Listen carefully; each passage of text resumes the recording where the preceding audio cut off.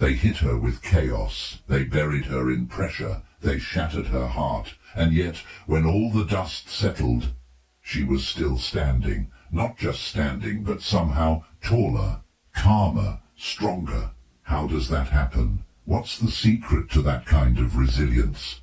It's not some kind of magic. It's an ancient power, a hidden fortress inside, just waiting to be found. Picture a woman, maybe someone you know, or perhaps in those quiet, honest moments, it's you. She's navigating a world that just keeps demanding more of her time, her energy, her empathy. A world that whispers and sometimes flat out shouts all these conflicting ideas about who she should be. She's swamped by a constant flood of information, what society expects, what she expects of herself, and the tricky dance of relationships. The sheer weight of it all, those work deadlines, family needs, dreams she's had to put on hold, the sting of being let down. It can feel like she's under siege. Life, in all its messy, unpredictable glory, throws its punches, sudden loss, betrayal, overwhelming stress. It's enough to make anyone feel like they're about to crack. But some women don't. Some, instead of breaking, build. The storm. When everything hits her. Think about her day to day. Those early mornings start way before the sun, her mind already racing with a mental checklist, fighting off the leftover worries from yesterday. At work, she pours her heart and smarts into everything she does, only to deal with those sly comments from colleagues trying to undermine her, or the heavy feeling that the system just doesn't see her true worth. She's aiming for excellence, often feeling like she has to do twice the work just to be seen as half as good. And then there's all the emotional stuff. Friendships that drift apart, maybe because of things left unsaid or just the brutal reality of not having enough time. Romantic relationships that promised comfort but sometimes just brought new hurts. A careless word that cut deep. A broken promise, or that slow, painful realization that they're just not on the same path anymore. She gives, she supports, she loves, and sometimes she finds her own well of emotions running dry, her heart aching from caring so much. Plus, there's that constant pressure to keep up an image, to look like she's got it all together, always positive, effortlessly capable. Scroll through social media, and it's all these perfect, polished highlight reels that can make her own beautifully messy, imperfect life feel, well, not quite enough. That comparison game? It's a quiet battle she fights every single day.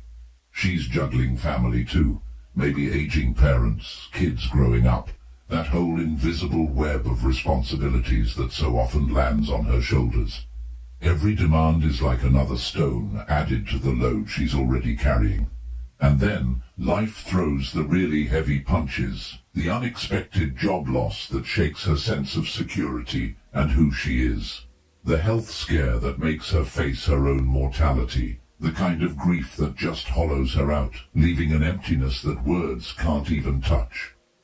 Chaos isn't just what's happening outside, it's the whirlwind of doubt, fear, and sheer exhaustion these pressures stir up inside.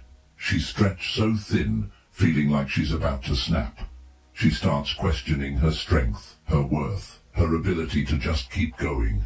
It's in these moments that the world seems determined to break her spirit, to tell her she's not enough, that she can't handle it. The storm is raging, and she's right in the middle of it, feeling that immense, crushing weight from every direction.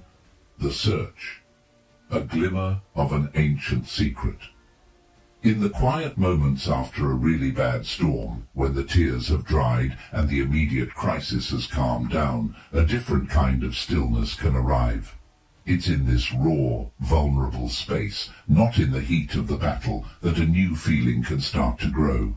She looks at the pieces of what she thought was solid, and a question starts to form. There's got to be another way to handle this. Not a way to dodge the storms, because, let's face it, they're going to happen, but a way to stand strong, right in the middle of them. Her search begins, maybe not as a direct hunt for some ancient philosophy, but more like a gut feeling, a longing for something solid inside her, something that can't be so easily rattled by what happens on the outside. Maybe she stumbles on a quote that sticks with her, finds an old book, or has a conversation that plants a tiny seed. She starts noticing people who seem to have a different kind of strength, this quiet, steady calm, even when they're facing things just as tough, if not tougher. This path leads her slowly, sometimes without even realizing it, toward the ideas of Stoicism. It's an ancient way of thinking, born in Greece and sharpened in Rome, that doesn't promise a life without pain, but a life where pain doesn't get to control her peace. It's a philosophy that's not about squashing down emotions, but about understanding them and getting a handle on them. It whispers about an inner citadel, a fortress in her mind that she can build piece by piece, no matter how chaotic things get outside. She learns this isn't about becoming cold or unfeeling, but about becoming unshakable, and that's a revelation. The real power isn't in trying to change the world around her, which honestly is often impossible, but in mastering her world within. This isn't about gender. Stoicism has always recognized that everyone has the capacity for reason and virtue.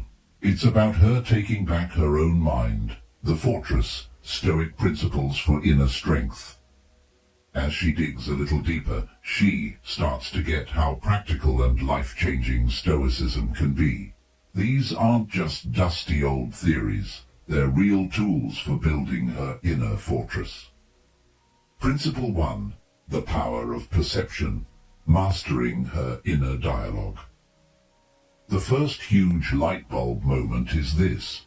It's not actually events themselves that cause her pain, but how she thinks about them. Like the Stoic philosopher Epictetus said, people are disturbed not by things, but by the views which they take of them. She learns that while she can't always control what happens to her, that unexpected criticism, the sudden setback, a loss, she has total power over how she chooses to see it and react to it.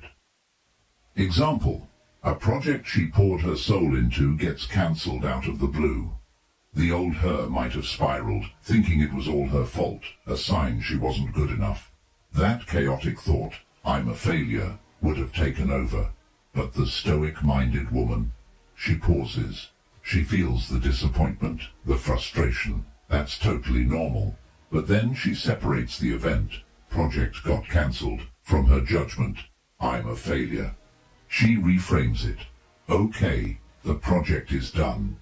This is a chance to see what I can learn from this, maybe put my energy into something even better, or just practice rolling with unexpected changes.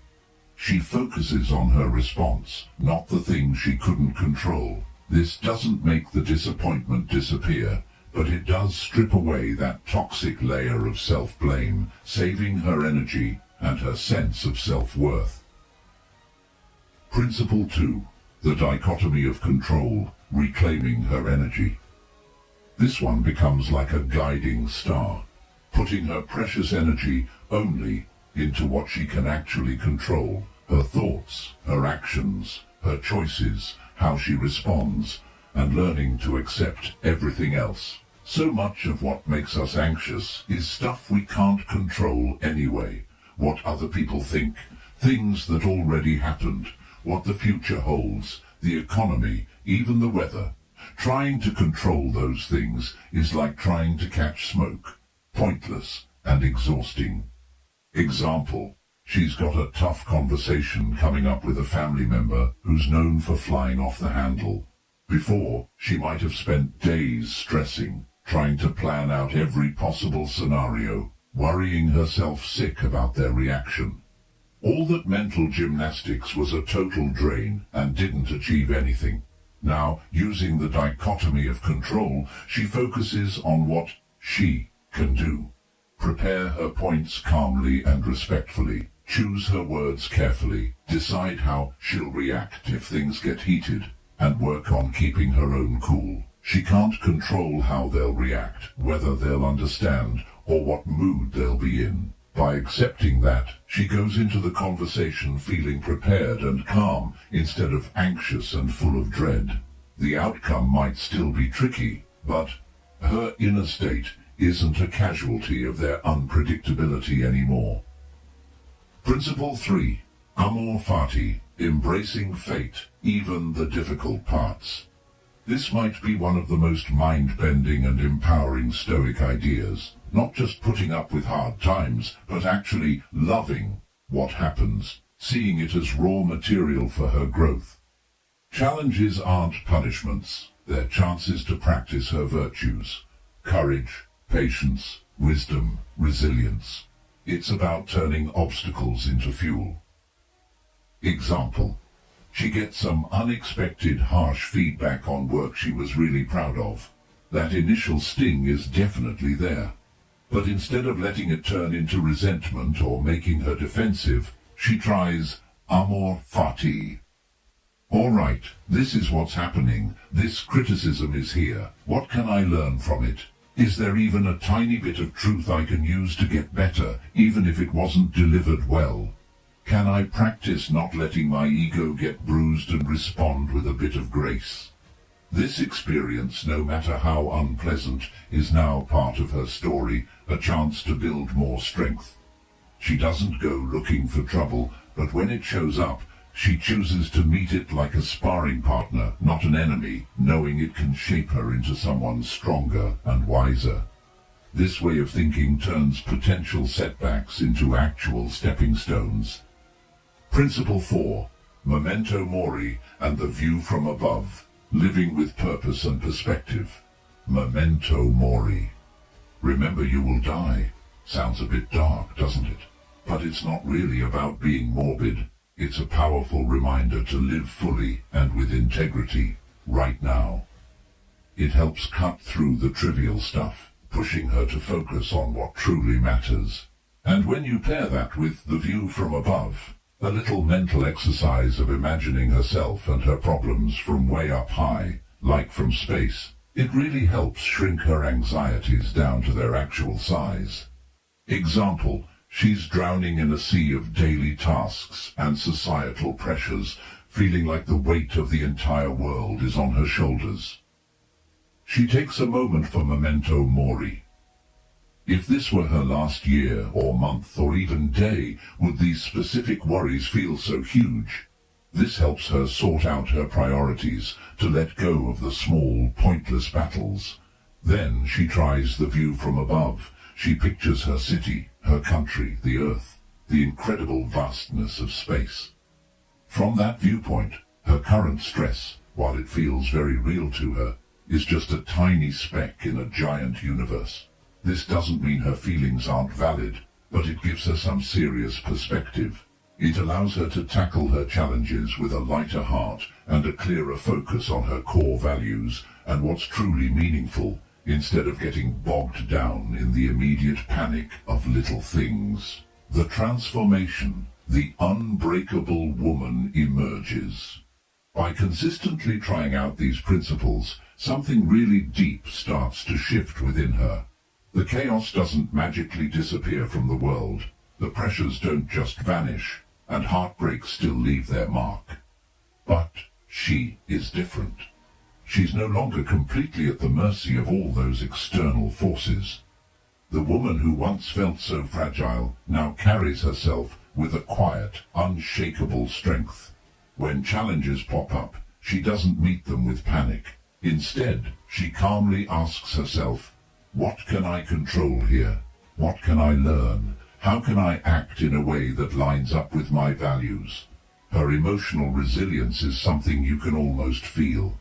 She still feels things deeply. Stoicism isn't about becoming an emotionless robot, but her emotions don't drive her actions in destructive ways anymore. She processes them, learns from them, and then chooses her response. She's nurtured an inner peace that doesn't depend on what others think or what's happening around her. That need for everyone else's approval starts to fade as her own self-reliance grows, a self-reliance rooted in her own good judgment and her own virtues. She learns to set boundaries, gracefully but firmly, protecting her energy because she now understands how valuable it is. This is her inner fortress. It's not built from actual stone and mortar, but from wisdom, self-discipline, and a deep understanding of her own power. She moves through life with a new kind of poise, a serenity that you can see. She's less reactive, more thoughtful. She's more compassionate too, both to herself and to others, because she gets the struggles that are just part of being human. She is, in essence, unbreakable. Not because nothing can touch her, but because nothing can destroy her core. She's realized, just like Marcus Aurelius did, you have power over your mind, not outside events. Realize this, and you will find strength. This journey to building an inner fortress, it's not just for a few special women. It's available to every single woman who decides she's ready to start. So which of these Stoic ideas really clicked with you right now? What chaos are you navigating? And how could a little shift in your perspective start to build up your own defenses? Go ahead and share your thoughts in the comments below. Your experience might be the very thing that sparks something for someone else. And if this resonated with you, maybe give this video a like and subscribe for more ways to build an unbreakable life. Your inner fortress, that's what you need. They threw everything they had at her, and she discovered that deep inside there was always something stronger, something more resilient than anything they could possibly throw. The Stoic secret isn't some complicated code you have to crack. It's timeless wisdom, plain and simple, that empowers you to become the designer of your own inner peace and strength. The world will keep testing you, pressuring you, challenging you. But armed with these principles, you're not just passively taking the hits from life's storms. You are the calm center, the unshakable fortress. The path is right there. The tools are yours for the taking. Your inner fortress awaits. Go on, build it. Stand strong.